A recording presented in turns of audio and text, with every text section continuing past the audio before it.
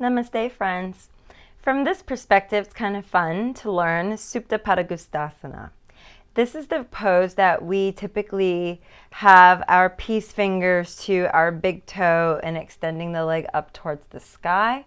You'll also see students extending the leg out to the side, getting a really big hip flexion and big opener here. So we're going to come back to center and start from scratch. For this particular asana, you'll have your blanket, which I already have underneath me, and of course your mat. And then underneath that, if you would like, you might actually bring over a block and a strap. And I would highly suggest using the strap and the blocks for this pose to start. And we'll take the strap and make a loop around it, placing the left foot, grounding it into the earth and letting the knee stay bent. Take the strap around the ball of your right foot and extend your leg up towards the sky. And here we are in the regressed variation of the pose. You're actively pressing the heel away from you, bringing the right hip back down as to not lift it.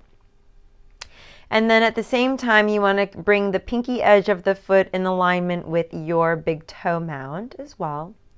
And this is where a lot of us might stay today and really allow ourselves to embrace opening up through the hamstring and the IT band, engaging through the quad here. Again, drawing the bones back into the hip bones so that way we can press everything into the earth and realigning our spine. This pose here will then rotate, so you'll take an external rotation should you wish to begin taking the leg out to the side. So you turn the leg out, external rotation, and then slowly begin using the strength in the core to bring your leg down.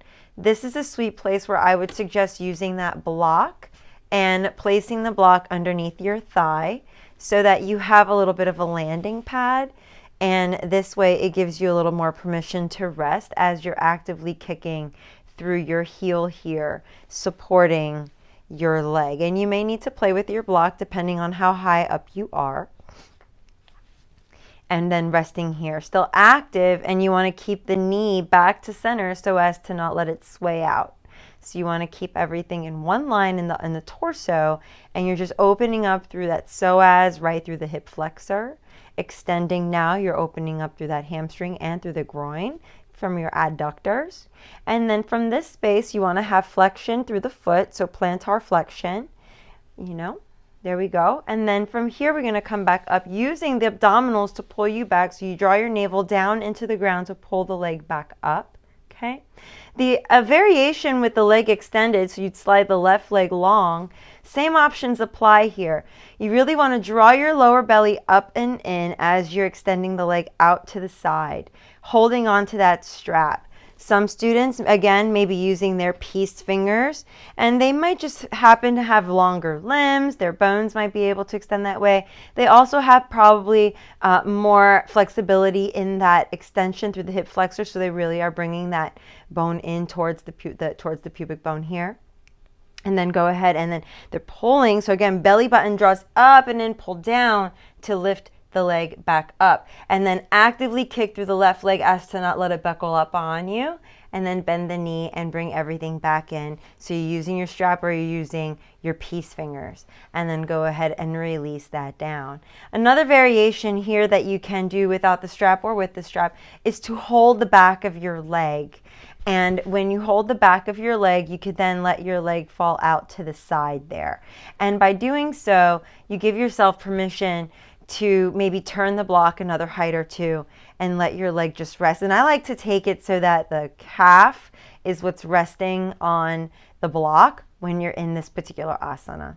The upper part of your body is either just really flat. This is what we want. We want the whole body to be flat, left hip pressing down as much as the right is. We don't want the left hip to come up on us when we're opening up here. Okay. And then you can either look towards the left or you can keep your gaze up towards the sky. All right. Same options apply if you have the left knee bent or if you have either or leg bent, doesn't matter. What you want is your knee pointed to the sky, foot under the knee. You want to have that nice comfortable opening right through the hip flexor area, through the psoas muscle, and really giving yourself the space to ground. Your arms can either be in cactus arms You can have one hand on your inner thigh. You can outstretch the other arm. If you happen to be luxury by a wall, push into the wall, give yourself a little additional stretch. Always nice. So a couple of things to play with there. And then when you're ready, we help our knee back up to center and then kindly release that down. And then traction, traction, traction, pushing away, and then repeat to the other side.